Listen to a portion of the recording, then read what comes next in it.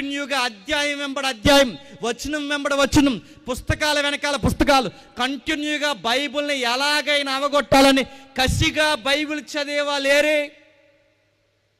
మీకు ఈ కంటెంట్ మీకు అర్థమైతే మనం ఎలా పాడైపోతామంటే, ఏదేదో విషయాన్ని బట్టి పెద్ద పాడైపోవండి. మనం ఎలా పాడైపోతాం చెప్పమా? మన మూలుగుల్లోనికి, కీళ్ళలోనికి, నరాల్లోనికి, గుండె లోతుల్లోనికి దూరి మన హృదయానికి కళ్ళెమేసేది ఒకే ఒక్కటే, ఆ వాక్యం. దాన్ని గాని నువ్వు చదవకపోతే నిన్ను పట్టుకోవడం అసాధ్యము. హృదయం బైబిల్ మాట్లాడింది. హృదయం మంచిదని బైబిల్లో ఉందా? మిమ్మల్ని అడుగుతున్నాను, చెప్పండి. హృదయాన్ని గురించి బైబిల్లో మంచి మాటలు ఉన్నాయా? హృదయం అందమైనది, హృదయం అలంకారప్రాయంగా మాట్లాడుతూ హృదయం రోజులా ఉంటుంది, ఇలాంటివి ఉందా? బయట ఉంటాయి కవిత్వాల్లో. హృదయం అమూల్యమైనది, నా హృదయంలో 3 గదులు ఉంటాయి, ఆ గదిలో నువ్వే ఉన్నావు, బయట ఉంటాయి అన్నీ.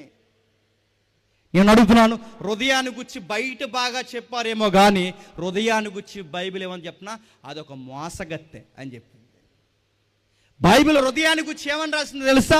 అది మోసకరమైనది, వ్యాధి కలనది. అది సాక్షాత్తు ఎవరి మీద పడగిప్పుతుందంటే, ఎవడెవడి మీద పడగిప్పదు, ఆ హృదయం సాక్షాత్తు నీ మీదే పడగిప్పుతుంది.